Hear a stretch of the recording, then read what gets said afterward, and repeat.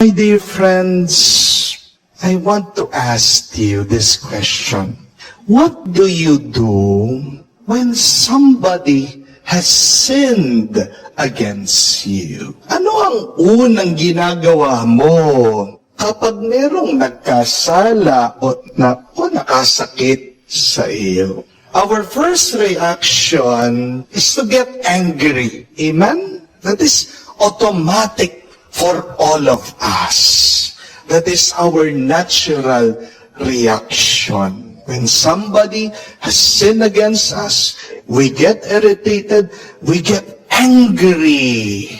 But be careful when you get angry to people who have hurt you, because you might also hurt others. And when you have anger in your heart, you also hurt yourself. Amen? May tao kapag galit, nakakapanakit. May tao kapag nasaktan, kinikimkim ang galit. Basta pag may sama ka ng loob, walang mabuting bungayan sa iyo, kaya naman sa iba. May napakaganda pong kasabihan galing po sa Africa, and I want you to remember this. It says, you don't need to destroy the whole beehive just because you were stung by one bee. O nga naman po, no? Kung ikaw ay nasaktan dahil sa isang bubuyog, hindi mo kailangan nasirain o patayin yung buong bahay o tahanan ng ibang mga bubuyog. Pero yan talaga ang nagagawa ng galit sa ating mga tao. Pati yung mga walang kasalanan, nadadamay at atin din silang nasasaktan. Instead of holding on to your anger, to your resentment, instead of hurting others, what is the Lord Jesus teaching us in the gospel? How should we treat people when they have sinned against us? Jesus said, rebuke your brother. Ibig po sabihin, pagsabihan mo, suwayin mo, haralan mo, ipaliwanag mo sa kapatid mo o dyan sa tao kung paano kanya nasaktan, kung paano siya nagkamali, kung ano ang kanyang kasalanan. Marami po sa atin, kapag merong ginawa na hindi maganda ang iba sa kanila, imbis na sabihin natin doon sa taong yun na nakasakit sa atin, sinasabi pa natin sa iba na wala namang concern, walang kinalaman doon sa ating problema. If somebody has sinned against you, talk to that person. Do not talk about the person. Amen? Kung hindi mo sasabihin doon sa tao, paano niya malalaman ang kanyang pagkakamali? Amen? Di ba? Wala naman tayong antena sa ating ulo. Wala ka namang wifi dyan sa iyong utak. Kahit na anong gawin mo, naisipin, kung hindi mo sasabihin, hindi mauunawaan ng taong nagkamali at nakasakit sa iyo. Never assume that other people know what they are doing, because many times we know that we are unconscious, we are unaware, we do not know what we are doing. Kung nga sa buhay natin, hindi natin maintindihan kung ano nangyayari. Paano pa kaya ang ibang tao? You have to point out the mistakes of other people so that they will be aware. And by being conscious, they can start correcting their mistake. But secondly, Jesus teaches us in the gospel that we should forgive the person who have wronged us. Always forgive, most especially if they ask for forgiveness.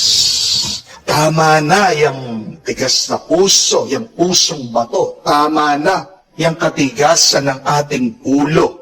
Kung humingi na ng tawad sa iyo, patawarin mo na.